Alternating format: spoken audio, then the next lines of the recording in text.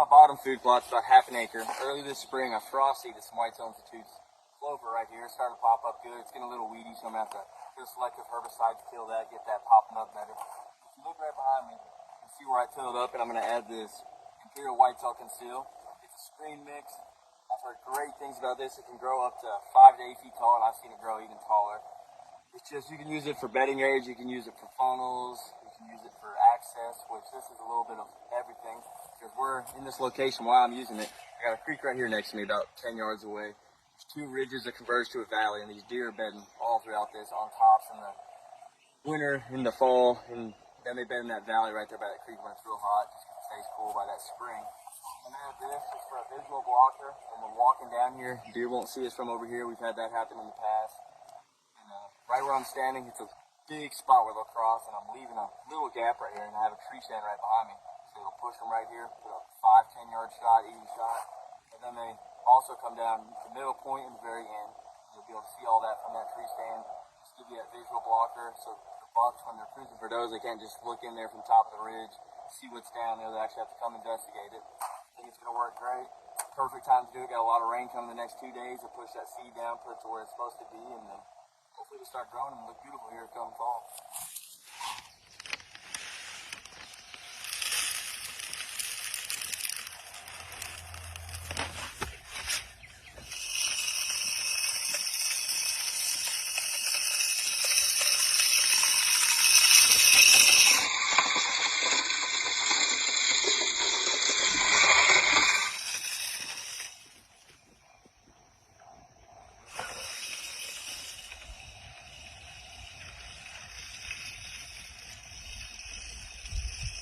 So we broadcasted the seed in the spot we wanted it. This is what I'm going to compact the soil with. I usually do the tractor, but I didn't feel like driving the tractor. This is easy to maneuver. So I'm just going to run it over quite a few times, get that soil flag, get a good seed to soil contact, and then wait for the rain tomorrow and see how it grows.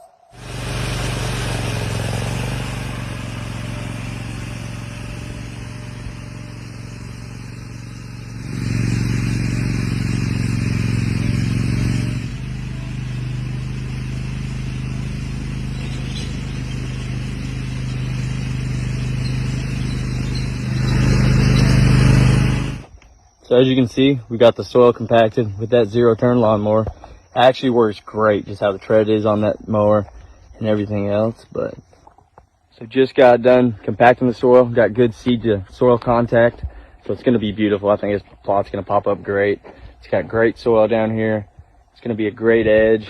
This Conceal is just going to make this food plot work a lot better. Just make them deer feel a lot more secure coming down here to this bottom.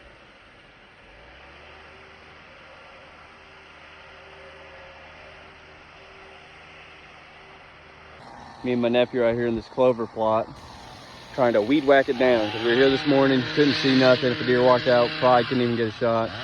So I got the weed whacker. He's going trimmer crazy.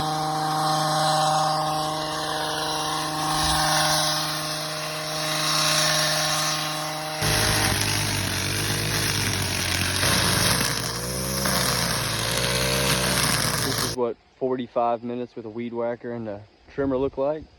I almost got this whole clover field down, and as you can see, there's clover everywhere, so it'll start popping up much better.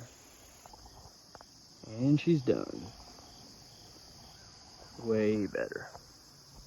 Hours later, finally got this and a bunch of other stuff weed whacked. This is the clover field. Put my nephew to work.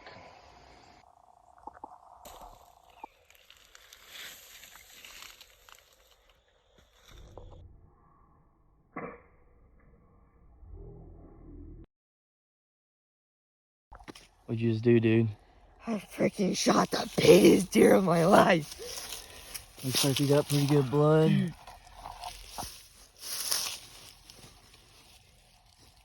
I mean, he's cooking, dude. He is pumping.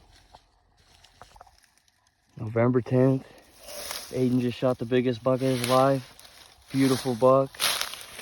And he is freaking pumping. Look at this blood trail. I've never seen anything like it. I mean, just dumping.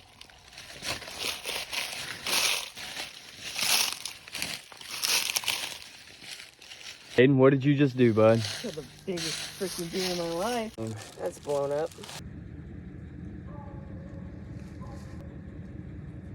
So it's crazy, the full story from frost seeding this food plot, adding the screen, tractor breaking down, not putting a selective herbicide on the clover. So it grew up real bad. We went in there, youth day, weed whacked it and got it ready. And then later, 2 months later, we ended up shooting a buck that was heading right into that food plot. We shot him about 20, 30 yards before he got to the food plot. And we actually got a trail camera picture of him right before we shot him, and one a little bit earlier as well. So if you look at this, you can see this buck. We get a trail camera picture of him here. He circles around somewhere right there on the edge of the property, just knowing how they work this property, hunting it for 10 years. Follows this trail, hits a trail we actually weed whacked back in September, follows that trail that leads into a clover plot, a small clover plot, where the blind's sitting. We're looking over that clover plot right next to that frost seeded clover plot that we added the screen onto as well. And yeah, he started working.